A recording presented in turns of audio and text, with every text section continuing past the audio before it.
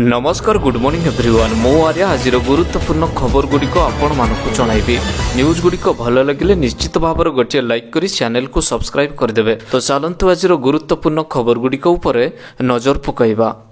तेबे बढ़िला स्कूल छुट्टी आ 2 दिन पर्यंत बंद रहिबो समस्त स्कूल। तेबे सारा देश में जारी रही शीतर लहरी दिनकू दिन शीतर प्रकोपटी बढ़िबार लागिछि। तेबे शीत लहरी को दृष्टि रखी सरकार छुट्टी घोषणा करिसेंती। तेबे आसंतु जानिबा केउं दिन केउंडी छुट्टी रहिबा।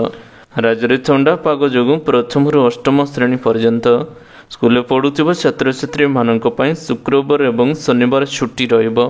मौलिक शिक्षा परिषद द्वारा परिचालित एवं स्वीकृत प्राप्त समस्त विद्यालय गुड़िक बंद रहिबा। उत्तर प्रदेश मौलिक शिक्षा निर्देशक प्रताप सिंह बघेल निर्देश देइछन्ति जे छात्र छात्री माने छुट्टी पाइबे, किंतु शिक्षक शिक्षा मित्र प्रशिक्षक एवं गणशिक्षक कर्मचारी मानक स्कूल आसवाक पड़िबो। परवर्ती खबर बढ़िला अंगनवाड़ी कर्मचारी दरमा बड़ घोषणा कले प्रभाती परिडा। तेज अंगनवाड़ी कर्मचारी मानक पई खुशीर खबर आसी दरमा बढ़िबा नै सरकार को बड़ घोषणा करिसेंती। खूब शीघ्र बढ़ीजिव अंगनवाड़ी कर्मचारी दरमा एने केन्द्र निकट में दाबी रखिसेंती उपमुख्यमंत्री प्रभाती परिडा। उपमुख्यमंत्री प्रस्ताव दरमा वृद्धि नहीं केन्द्र महिला एवं शिशु कल्याण मंत्रालय दाबी रखिसेंती उपमुख्यमंत्री प्रभाती परिडा। राजस्थान उदयपुर आयोजित चिंतन शिविर कार्यक्रम जोगदे केन्द्र सरकार आगे एपरी प्रस्ताव रखिसेंती ओडिशा महिला एवं शिशु विकास। यदि मुख्यमंत्री दाबी उपर मोहर बाजे ताले अंगनवाड़ी कर्मी सर्वाधिक सक्षम हेबे बोली जना पड़े। परवर्ती खबर अष्टम सेंट्रल पे कमिशन को मंजूरी देले प्रधानमंत्री। एवं केंद्र सरकारी कर्मचारी एक बड़ उपहार देथिबा बेले अष्टम वेतन आयोग को केंद्र कैबिनेट अनुमोदन करिछि। अष्टम वेतन कमिशन को केंद्र सरकारी कर्मचारी एवं पेंशनभोगी माने उत्कृष्टतार सहित अपेक्षा करिथिबा बेले सरकार सेमानंको ही उपहारटी देइछन्ते। आज नरेंद्र मोदी बासभवन में केंद्र कैबिनेट बैठक बसीथिला एवं एथिपाई अनुमोदन मध्य मिली अछि। दीर्घ दिनर दाबी अष्टम वेतन कमिशन गठन दाबी रे केंद्रीय कर्मचारी संगठन कैबिनेट सचिव को भेटिथिले एवं एही संगठन गुड़िक अष्टम वेतन कमिशन गठन पाई सरकार ऊपर लगातार चाप पड़ुअछि। परवर्ती समय 2016 जनवरी 1 सप्तम वेतन कमिशनर सुपारिश कार्यकारी होइथिला एवं एबे भी बलवत्तर रही अछि। परवर्ती खबर बीडीर 1 वर्षीय कोर्स पुणी थर हेब आरंभ। तेज 1 वर्षीय बीडी कोर्स पुणी थर आरंभ हेब। एनईपी 2020 सुपारिश अनुसार किछि नवा शर्त सहित एक द्वितीय थर 10 वर्ष पर आउ थे आरंभ करा। शिक्षक शिक्षा जातीय परिषद होइथिबा बैठक रे 1 वर्षीय बीडी समेत टीचिंग कोर्स को नहीं बड़ परिवर्तन करा जाई अछि। एनसीटीर चेयरमैन फ्रो पंचक हाररा कहते जे गवर्निंग बॉडीर नुआ रेगुलेशन 2025 को मध्य मंजूरी मिली। 1 वर्षीय बीडी कोर्स से छात्र माने करि परिबे जो माने 4 वर्षीय ग्रेजुएशन कोर्स करिसेंती बा जा पाखरे पोस्ट ग्रेजुएशन डिग्री रही। परवर्ती खबर चमकिब केंद्र सरकारी कर्मचारी भाग्य। एवं अष्टम वेतन कमिशन गठन को नहीं प्रधानमंत्री नरेंद्र मोदी अनुमोदन करने सह देशर समस्त केंद्र सरकारी कर्मचारी मानक पई एक बड़ उपहार घोषणा करिसेंती। फल फेब्रुआरी 1, 2025 उपस्थापित हेबाकु थिबा केंद्र बजेट पूर्व समस्त केंद्र सरकारी कर्मचारी मानक पई खुशीर खबर आसी अछि। केंद्र मंत्री अश्विनी वैष्णव आज सूचनाटी देइछन्ती। अश्विनी वैष्णव कहते 2026 मसीह अष्टम वेतन कमिशन टी लागू कराजिबो। परवर्ती खबर टोल टिकस मिलिबो मुक्ति खूब शीघ्र पास व्यवस्था जारी करिबे केंद्र सरकार। तेबे एणिकी टोल टिकस मिलिबो मुक्ति शीघ्र लागू हेबो पास व्यवस्था ए सहित दूर होइजिबो ट्रैफिक समस्या। एने केंद्र मंत्री नितिन गडकरी सूचना देइछन्ती। घरे जानवाहन पर टोल आदाय परिवर्ते सरकार मासिक एवं वार्षिक पास व्यवस्था करने दिगरे विचार करुथिबा से कहिसन्ते।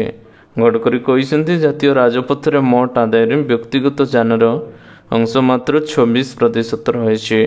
बुधवार दिन बैरियर लेस टोलिंग उपर एक गोल टेबुल सम्मेलन रे ସେ କହିଥିଲେ ଯେ ରାଜସ୍ୱ ସ୍ୱର 74% ବାଣିଜ୍ୟିକ ଯାନବାହନରୁ ଆସିଥାଏ। ଆମେ ବ୍ୟକ୍ତିଗତ ଯାନବାହନ ପାଇଁ ମାସିକ କିମ୍ବା ବାର୍ଷିକ ପାସ୍ ପ୍ରଚଳନ କରିବାର ବିଚାର କରୁଅଛୁ। ପରବର୍ତ୍ତୀ ଖବର, ବ୍ୟାଙ୍କ ଆକାଉଣ୍ଟ ଧାରୀଙ୍କ ଜରୁରୀ ସୂଚନା। ନକଲେ ଏହି କାମ 23 ତାରିଖ ଦିନ ବନ୍ଦ ହୋଇଯିବ ବ୍ୟାଙ୍କ ଖାତା। ତେବେ ଯଦି ଆପଣଙ୍କର ବ୍ୟାଙ୍କ ଆକାଉଣ୍ଟ ରହିଛି 23 ତାରିଖ ସୁଦ୍ଧା ଏହି କାମ ନକଲେ ବନ୍ଦ ହୋଇଯିବ ସମସ୍ତଙ୍କ ବ୍ୟାଙ୍କ ଆକାଉଣ୍ଟ।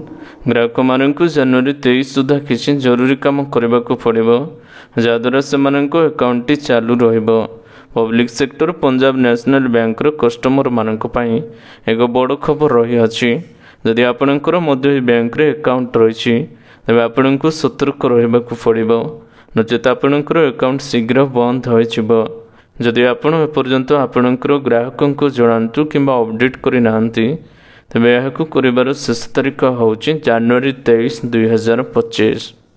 ପରବର୍ତ୍ତୀ ଖବର, ଏଣିକି 3 ବର୍ଷର ସ୍କୁଲ ଯିବେ ଛାତ୍ରଛାତ୍ରୀ। ତେବେ ଓଡ଼ିଶାର ବିଦ୍ୟାଳୟ ସ୍ତରରେ ଜାତୀୟ ଶିକ୍ଷାନୀତି ଲାଗୁ କରାଯିବ। ଏନେଇ ଗଣଶିକ୍ଷା ବିଭାଗ ପକ୍ଷରୁ ବିଜ୍ଞପ୍ତି ପ୍ରକାଶ ପାଇଛି। କେନ୍ଦ୍ର ଶିକ୍ଷା ମନ୍ତ୍ରଣାଳୟ ଦ୍ୱାରା ପ୍ରସ୍ତୁତ ଜାତୀୟ ଶିକ୍ଷାନୀତି 2020କୁ ରାଜ୍ୟରେ କାର୍ଯ୍ୟକାରୀ କରାଯିବ। ଜାତୀୟ ଶିକ୍ଷାନୀତି କ'ଣ? ଏହି ନୀତି ଅନୁସାରେ ବିଦ୍ୟାଳୟ ଶିକ୍ଷାରେ ବର୍ତ୍ତମାନ ଥିବା 10ମ ଏବଂ ଯୁକ୍ତ 2 ଢାଞ୍ଚାକୁ ପରିବର୍ତ୍ତନ କରାଯିବ। 5+3+3+4 ଢାଞ୍ଚାରେ ଏବେ ସ୍କୁଲରେ ପାଠ ପଢ଼ାଯିବ। 3 ବର୍ଷରୁ ସ୍କୁଲରେ ଭର୍ତ୍ତି। ଏଣିକି 3 ବର୍ଷ ବୟସରୁ ସମସ୍ତ ପିଲାମାନେ ସ୍କୁଲ ଯିବେ। ପ୍ରଥମ 5 ବର୍ଷରେ ଛାତ୍ରଛାତ୍ରୀ ପ୍ରାରମ୍ଭିକ ଶିକ୍ଷା ଗ୍ରହଣ କରିବେ। ଅଙ୍ଗନବାଡ଼ିର ପ୍ରଥମ 2ୟ ଶ୍ରେଣୀରେ ଗପ, ସଙ୍ଗୀତ, କାହାଣୀ, ହସ୍ତଶିଳ୍ପ, ପାଠପଢ଼ା ସାମଗ୍ରୀ ଏବଂ ଖେଳନାକୁ ସାମିଲ କରାଯିବ। ପରବର୍ତ୍ତୀ ଖବର, ରାଜ୍ୟର ଶୀତ ଗାଏ ବାହୁରି 4 ଦିନ ଏଭଳି ସ୍ଥିତି। ତେବେ ରାଜ୍ୟର ଗାଏବ ହୋଇଯାଉଛି ଶୀତ। ଅଧିକାଂଶ ସ୍ଥାନରେ ରାତିର ତାପମାତ୍ରା 15 ଡିଗ୍ରୀ ସେଲସିୟସ୍ ଉପରେ ରହିଛି। ଏଥିପାଇଁ ଆଉ ଶୀତ ଅନୁଭୂତ ହେଉନାହିଁ। ପାରାଦୀପରେ ରାତିର ତାପମାତ୍ରା 18.5 ଡିଗ୍ରୀ ରହିଥିଲା। ପୁରୀରେ 18.2, ଗୋପାଳପୁରରେ 18.1 ଏବଂ ଭୁବନେଶ୍ୱରରେ 17.5, ଛତ୍ରପୁରରେ 17.4 ଡିଗ୍ରୀ ରହିଛି। ପରବର୍ତ୍ତୀ ଖବର, 18 ତାରିଖରୁ ଆରମ୍ଭ ହେବ ଚିଲିକାର ପକ୍ଷୀ ଗଣନା। ନିୟୋଜିତ ହେବେ 21ଟି ଟିମ୍। ଏବେ 18 ତାରିଖରୁ ଆରମ୍ଭ ହେବ ଚିଲିକାର ପକ୍ଷୀ ଗଣନା। 5ଟି ରେଞ୍ଜରେ ସକାଳ 6ରୁ ଦିନ 12ଟା ପର୍ଯ୍ୟନ୍ତ ହେବ ପକ୍ଷୀ ଗଣନା। ରମ୍ବା, ବାଲୁଗାଁ, ଟାଙ୍ଗୀ, ସାତପଡ଼ା, ଚିଲିକାରେ ହେବ ପକ୍ଷୀ ଗଣନା। ଗଣନା ପାଇଁ ନିୟୋଜିତ ହେବ 21ଟି ଟିମ୍। ପ୍ରତି ଟିମ୍ରେ 4ରୁ 5 ଜଣ ରହିବା ନେଇ କହିଥିଲେ ଡିଏଫ୍ଓ। ସେପଟେ ଆସନ୍ତା 20 ତାରିଖରୁ 22 ତାରିଖ ପର୍ଯ୍ୟନ୍ତ ଚିଲିକାରେ ଡଲଫିନ୍ ଗଣନା ହେବା ନେଇ କହିଛନ୍ତି ଡିଏଫ୍ଓ। ପରବର୍ତ୍ତୀ ଖବର, ଗଣତନ୍ତ୍ର ଦିବସ ପ୍ୟାରେଡ୍ ପାଇଁ ଟିକେଟ୍ ବୁକିଂ। ତେବେ ନୂତନ ବର୍ଷର ଉତ୍ସବର ସମାପ୍ତି ପରେ ଜାନୁଆରୀ 26, 2025ରେ ଭାରତ ଏହାର ଐତିହାସିକ 76ତମ ଗଣତନ୍ତ୍ର ଦିବସ ପାଳନ କରିବାକୁ ପ୍ରସ୍ତୁତ ହେଉଛି। ଏହି ଉତ୍ସବ କାଟିବିହା ପଥରେ ଗଣତନ୍ତ୍ର ଦିବସ ପ୍ୟାରେଡ୍ ଅନୁଷ୍ଠିତ ହେବ। ପ୍ରତିରକ୍ଷା ମନ୍ତ୍ରଣାଳୟ ପ୍ୟାରେଡ୍ ଏବଂ ଆନୁଷଙ୍ଗିକ ଇଭେଣ୍ଟ ପାଇଁ ଟିକେଟ୍ ବୁକିଂ ଖାଲି ଉଭୟ ଅନଲାଇନ୍ ଏବଂ ଅଫଲାଇନ୍ କ୍ରୟ ବିକଳ୍ପର ସୁବିଧା ପ୍ରଦାନ କରିଛି। ପ୍ରତିରକ୍ଷା ମନ୍ତ୍ରଣାଳୟ ସମସ୍ତ ଉପସ୍ଥିତ ବ୍ୟକ୍ତିମାନଙ୍କ ପାଇଁ ସୁଲଭ ଟିକେଟ୍ ମୂଲ୍ୟ ସୁନିଶ୍ଚିତ କରିଅଛି। ଫୁଲ୍ ଡ୍ରେସ୍ ରିହର୍ସାଲ୍ ଟିକେଟ୍ ପିଛା 20 ଟଙ୍କା, ସମାରୋହ ଟିକେଟ୍ ପିଛା 100 ଟଙ୍କା। ତେବେ ଜାନୁଆରୀ 2ରୁ ଜାନୁଆରୀ 11, 2025 ପର୍ଯ୍ୟନ୍ତ ଅନଲାଇନ୍ ଟିକେଟ୍ ବୁକିଂ ଉପଲବ୍ଧି। ଏହି ସ୍ମରଣୀୟ ଦିବସକୁ ଉପଭୋଗ କରିବା ପାଇଁ ନାଗରିକମାନଙ୍କୁ ସେମାନଙ୍କ ସ୍ଥାନ ସୁରକ୍ଷିତ ରଖିବା ପାଇଁ ପର୍ଯ୍ୟାପ୍ତ ସମୟ ପ୍ରଦାନ କରିଛି। ପରବର୍ତ୍ତୀ ଖବର, ଇଭି କିଣିବା ନାଁରେ ଅର୍ଥ ଚଳୁ। 15 ଲକ୍ଷ ଲେଖାଏଁ ବାଣ୍ଟିଲେ ପଞ୍ଚାୟତି ରାଜ ବିଭାଗ ବାବୁ। ତେବେ ବୈଦ୍ୟୁତିକ ଯାନ ଇଭି ବ୍ୟବହାରକୁ ପ୍ରୋତ୍ସାହିତ କରିବା ପାଇଁ ସରକାର ବିଭିନ୍ନ ବିଭାଗ ଅଧିକାରୀଙ୍କୁ ପ୍ରୋତ୍ସାହିତ କରୁଛନ୍ତି। ବିନା ସୁଧରେ ଲକ୍ଷ ଲକ୍ଷ ଟଙ୍କା ପ୍ରଦାନ କରୁଛନ୍ତି। ବ୍ୟବସ୍ଥା ଅନୁସାରେ ଇଭି କିଣିବା ପରେ ଏ ସଂକ୍ରାନ୍ତରେ କାଗଜପତ୍ର ସମ୍ପୃକ୍ତ ଅଧିକାରୀ ନିଜ ବିଭାଗ ନିକଟରେ ଦାଖଲ କରିବା କଥା। ମାତ୍ର ବାବୁମାନେ ଏହି କାଗଜପତ୍ର ଦାଖଲ କରୁନାହାନ୍ତି ଏବଂ ବିଭାଗରେ ମଧ୍ୟ ଏହାକୁ ଯାଞ୍ଚ କରାଯାଉନାହିଁ। ପରେ ଘଟଣା ଜଣାପଡ଼ିବା ପରେ ଜଣକା 15 ଲକ୍ଷ ଟଙ୍କା ଲେଖାଏଁ ଇଭି ଆଗାମୀ ନେଇଥିବା ଅଧିକାରୀମାନଙ୍କୁ ସୁଧ ଟଙ୍କା ଫେରାଇବାକୁ ଦିଆଯାଇଥିବା ନିର୍ଦ୍ଦେଶକକୁ ମଧ୍ୟ କାର୍ଯ୍ୟକାରୀ କରାଯାଉନାହିଁ। ମିଳିଥିବା ସୂଚନା ଅନୁଯାୟୀ ପଞ୍ଚାୟତି ରାଜ ଏବଂ ପାନୀୟ ଜଳ ଯୋଗାଣ ବିଭାଗରେ 6 ଜଣ ଅଧିକାରୀଙ୍କୁ ଇଭି କ୍ରୟ କରିବା ପାଇଁ ଅର୍ଥ ବିଭାଗର ଅନୁମୋଦନ ପରେ 15 ଲକ୍ଷ ଲେଖାଏଁ ଟଙ୍କା ଅଗ୍ରିମ ଅର୍ଥ ପ୍ରଦାନ କରାଯାଇଅଛି। ପରବର୍ତ୍ତୀ ଖବର, ଆସନ୍ତା ଶିକ୍ଷା ବର୍ଷରେ ଲାଗୁ ହେବ ଜାତୀୟ ଶିକ୍ଷାନୀତି 2020। ତେବେ ଆସନ୍ତା ଶିକ୍ଷା ବର୍ଷରୁ ଲାଗୁ ହେବ ଜାତୀୟ ଶିକ୍ଷାନୀତି 2020। ଏନ୍ଇପି 2020 ଲାଗୁ ହେବା ନେଇ ବିଦ୍ୟାଳୟ ଏବଂ ଗଣଶିକ୍ଷା ମନ୍ତ୍ରୀଙ୍କ ସୂଚନା। ଜାନୁଆରୀ 21ରୁ 23 ତାରିଖ ପର୍ଯ୍ୟନ୍ତ ଏନ୍ଇପି କର୍ମଶାଳା। ଏନ୍ଇପି ହେଲେ ଜିରୋ ଡ୍ରପ୍ ଆଉଟ୍ ସହିତ ଗୁଣାତ୍ମକ ଶିକ୍ଷା ମିଳିପାରିବ। ପିଏମ୍ ଶ୍ରୀ ଯୋଜନା ପାଇଁ କେନ୍ଦ୍ର ସହ ଏମ୍ୟୁରେ 350 ସ୍କୁଲ ମିଳିଛି। ଗୋଦାବରୀ ଆଦର୍ଶ ପ୍ରାଥମିକ ବିଦ୍ୟାଳୟରେ ଡିଜିଟାଲ ଶିକ୍ଷକଙ୍କ ଗୁରୁତ୍ୱ। ଜାତୀୟ ଶିକ୍ଷାନୀତି ପାଇଁ ଗଠନ ହେଲା steering committee. NEP national education policy କାର୍ଯ୍ୟକାରୀ କରିବାକୁ ଏହି କମିଟି ଗଠନ କଲେ ସରକାର। ପରବର୍ତ୍ତୀ ଖବର, ରାଜ୍ୟରେ 27ଟି ଜିଲ୍ଲାରେ ଧାନ କିଣା ପ୍ରକ୍ରିୟା ଜାରି। ତେବେ ଚଳିତ ଖରିଫ ଋତୁରେ ରାଜ୍ୟରେ ଧାନ କିଣା ପ୍ରକ୍ରିୟା ଜାରି ରହିଛି। ଏହି ଧାନ କିଣା ବ୍ୟବସ୍ଥା ଆହୁରି ତ୍ୱରାନ୍ୱିତ ହୋଇଛି।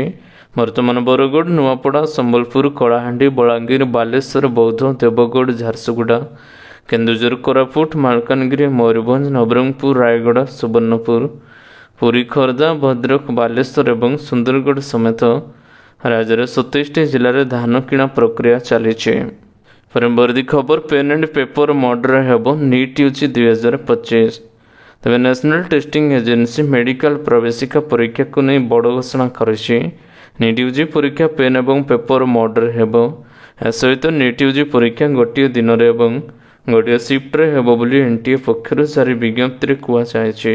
ସେଭଳି ପ୍ରତ୍ୟେକ ମେଡିକାଲ କଲେଜରେ ସବୁ ସ୍ନାତକ ପାଠ୍ୟକ୍ରମ ଲାଗି ନିଟ୍ ପରୀକ୍ଷା ଉପଯୋଗୀ ହେବ। ବିଏଚ୍ଏମ୍ଏମ୍ କୋର୍ସ ଲାଗି ଛାତ୍ରଛାତ୍ରୀଙ୍କୁ ନିଟ୍ ପରୀକ୍ଷା ଦେବାକୁ ପଡ଼ିବ। ପରବର୍ତ୍ତୀ ଖବର, ଜାତୀୟ ଶିକ୍ଷାନୀତି ପାଇଁ ଗଠିତ ହେଲା ଷ୍ଟିଅରିଂ କମିଟି। ନ୍ୟାସନାଲକୁ କପି କରିବୁନି ବୋଲି କହିଲେ ଅଧ୍ୟକ୍ଷ। ତେବେ ଆସନ୍ତା ବର୍ଷରୁ ରାଜ୍ୟରେ ଲାଗୁ ହେବ ଜାତୀୟ ଶିକ୍ଷାନୀତି। ଏନେଇ ଆଜି ଷ୍ଟିଅରିଂ କମିଟି ଗଠନ କରିଛନ୍ତି ରାଜ୍ୟ ସରକାର। 16 ଜଣ ସଦସ୍ୟଙ୍କୁ ନେଇ ଏହା ଗଠନ କରାଯାଇଛି। ଏହି ସଦସ୍ୟମାନେ ନୂଆ ପାଠ୍ୟ ଖସଡ଼ା ପ୍ରସ୍ତୁତ କରିବେ। ଷ୍ଟିଅରିଂ କମିଟିର ଅଧ୍ୟକ୍ଷ ନିତ୍ୟାନନ୍ଦ ପ୍ରଧାନ ଆସନ୍ତା ଶିକ୍ଷା ବର୍ଷରୁ ଏନ୍ଇପିରେ ପାଠପଢ଼ା ହେବ ବୋଲି ଗଣଶିକ୍ଷା ମନ୍ତ୍ରୀ ନିତ୍ୟାନନ୍ଦ ଗଣ୍ଡ ସୂଚନା ଦେଇଛନ୍ତି।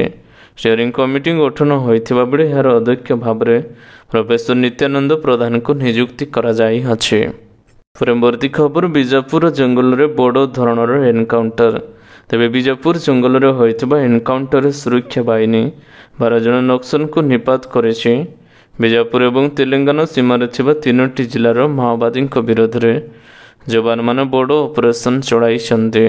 ମିଳିଥିବା ସୂଚନା ଅନୁଯାୟୀ DRG Bijapur, DRG Sukma, DRG Dantewada, cobra 204, 205, 206, 208, 210 ଏବଂ ସିଆର୍ପିଏଫ୍ 229 ବାଟାଲିୟନ ମିଳିତ ଟିମ୍ ବଡ଼ ଏବଂ ମାଓ କ୍ୟାଡରଙ୍କ ଉପସ୍ଥିତ ଖବର ଆଧାରରେ ଅପରେସନ ଚଳାଇଛନ୍ତି। ପରବର୍ତ୍ତୀ ଖବର, ବିସିସିଆଇର ୟୁଟର୍ନ ଲାଗୁ ହେବ ଏହି ନିୟମ। ତେବେ ଗୌତମ ଗମ୍ଭୀର କୋଚ୍ ହେବା ପରଠାରୁ ଭାରତୀୟ କ୍ରିକେଟ ଟିମ୍ର ପ୍ରଦର୍ଶନ ଅତ୍ୟନ୍ତ ନୈରାଶ୍ୟଜନକ ରହିଛି। ଏବେ ବିସିସିଆଇର କେତେକ କଠୋର ପଦକ୍ଷେପ ନେବା ଆରମ୍ଭ କରିଛି। ବିରାଟ କୋହଲିଙ୍କ ଅଧିନାୟକତ୍ୱ ସମୟରେ ୟୋ ଫିଟନେସ୍ ବ୍ୟବହାର କରାଯାଇଥିଲା। ଏହା ମାଧ୍ୟମରେ ଖେଳାଳିଙ୍କ ଫିଟନେସ୍ ସମ୍ପର୍କରେ ଭଲ ଭାବରେ ଜଣାପଡ଼ୁଥିଲା। ଏବେ ଏହାକୁ ପୁନର୍ବାର ଲାଗୁ କରିବା ପାଇଁ ଯୋଜନା କରାଯାଉଅଛି। ବିସିସିଆଇ ମେଡିକାଲ ଟିମ୍ର ବ୍ୟସ୍ତ କାର୍ଯ୍ୟକ୍ରମ ରହୁଥିବାରୁ ଏବେ ଫିଟ୍ ଖେଳାଳିମାନଙ୍କୁ ଦଳରେ ନେବା ପାଇଁ ଉଦ୍ୟମ ଆରମ୍ଭ ରହିଛି। ଏହା ପୂର୍ବରୁ ଅଲଗା ଅଲଗା ଯାତ୍ରା କରିବା ପରିବର୍ତ୍ତେ ଖେଳାଳିମାନେ ଏକତ୍ର ଟିମ୍ ବସ୍ରେ ଯିବେ ବୋଲି ସ୍ଥିର ହୋଇଛି। ପରବର୍ତ୍ତୀ ଖବର, ଓଡ଼ିଶା ସ୍ୱାସ୍ଥ୍ୟ ସେବାର ମୋଦି ଗ୍ୟାରେଣ୍ଟି। ତେବେ ଓଡ଼ିଶାର ସ୍ୱାସ୍ଥ୍ୟସେବା ଇତିହାସରେ ଜାନୁଆରୀ ମାସ 13 ତାରିଖ ସ୍ୱର୍ଣ୍ଣାକ୍ଷରରେ ଲିପିବଦ୍ଧ ହୋଇ ରହିବ। କେନ୍ଦ୍ର ସରକାରଙ୍କ ଆୟୁଷ୍ମାନ ଭାରତ ପ୍ରଧାନମନ୍ତ୍ରୀ ଜନ ଆରୋଗ୍ୟ ଯୋଜନାରେ ଦେଶର 33ଟି ରାଜ୍ୟ ସାମିଲ ହୋଇଥିଲେ ବି ଓଡ଼ିଶା ସମେତ 3ଟି ରାଜ୍ୟରେ ସରକାର ଏହି ଯୋଜନାକୁ କାର୍ଯ୍ୟକାରୀ କରିନଥିଲେ। ରାଜ୍ୟବାସୀଙ୍କ ପ୍ରତି କରାଯାଇଥିବା ଅନ୍ୟାୟର ଅବସାନ ହୋଇଛି। ବିଶ୍ୱର ସର୍ବବୃହତ ସ୍ୱାସ୍ଥ୍ୟ ବୀମା ଯୋଜନାରେ ଆମେ ଲାଭାର୍ଥୀ ହେବା। କେନ୍ଦ୍ରୀୟ ଯୋଜନାରେ ଲାଭାର୍ଥୀ ହେବାରୁ ବଞ୍ଚିତ ରାଜ୍ୟବାସୀମାନଙ୍କୁ ସେବା ଦେବାକୁ ପୁଷ୍ପ ନେଇର ଶୁଭ ଅବସରକୁ ବାଛିଲୁ। ଦେଶର 34ତମ ରାଜ୍ୟ ଭବନରେ ତାଲିକାରେ ଓଡ଼ିଶାର ସ୍ଥାନ ପାଇଛି। ପରବର୍ତ୍ତୀ ଖବର, ଲିଙ୍ଗରାଜଙ୍କୁ 2 ଦିନ ଉପାସ ରଖିବା ପରେ ଚେତାବନୀ ପରେ ନୀତି ଆରମ୍ଭ। ଏବେ ଲିଙ୍ଗରାଜ ନୀତି ବିଭ୍ରାଟ ପ୍ରସଙ୍ଗରେ କଠୋର ହୋଇଛି ଟ୍ରଷ୍ଟ ବୋର୍ଡ। ଏଣିକି 24 ଘଣ୍ଟା ମଧ୍ୟରେ ଘଟଣାର ତଦନ୍ତ ସହିତ ଦୋଷୀଙ୍କୁ ସେବା ନିବୃତ୍ତ କରାଯିବ। ଆବଶ୍ୟକ ପଡ଼ିଲେ ଜମି ବି ଛଡ଼ାଇ ନିଆଯିବ ବୋଲି ଚେତାବନୀ ଦିଆଯାଇଛି। ଶ୍ରୀଲିଙ୍ଗରାଜଙ୍କୁ ଉପବାସ ରଖିଥିବାର 48 ଘଣ୍ଟା ପରେ ଅର୍ଥାତ୍ ଆଜି ସନ୍ଧ୍ୟା 5:30ଟାରୁ ନୀତି ସ୍ୱାଭାବିକ ହୋଇଛି। ସେପଟେ ସମସ୍ୟାର ସ୍ଥାୟୀ ସମାଧାନ ପାଇଁ ଖୁବ୍ ଶୀଘ୍ର ଜଣକିଆ କମିଶନ ଗଠନ କରାଯିବ ବୋଲି ସୂଚନା ଦେଇଛନ୍ତି ଆଇନ ମନ୍ତ୍ରୀ। ତେବେ ଆଶା କରୁଛି ଆଜିର ଗୁରୁତ୍ୱପୂର୍ଣ୍ଣ ଖବର ଗୁଡ଼ିକ ଆପଣମାନଙ୍କୁ ନିଶ୍ଚିତ ଭାବରେ ଭଲ ଲାଗିଥିବ। ଯଦି ଭଲ ଲାଗିଥାଏ ଭିଡ଼ିଓକୁ ଗୋଟେ ଲାଇକ୍ କରନ୍ତୁ ଏବଂ ଚ୍ୟାନେଲକୁ ସବସ୍କ୍ରାଇବ୍ କରିବା ପାଇଁ ବିଲକୁଲ ବି ଭୁଲନ୍ତୁ ନାହିଁ। ଆପଣଙ୍କ ଭଲ ପାଇବା ସ୍ୱରୂପ ଭିଡ଼ିଓକୁ ସେୟାର କରିଦେବେ। ପୁଣି ଦେଖା ହେବ ଲାଟେଷ୍ଟ ଅପଡେଟ୍ରେ। ସେତେବେଳେ ପର୍ଯ୍ୟନ୍ତ ବିଦାୟ ନେଉଛି।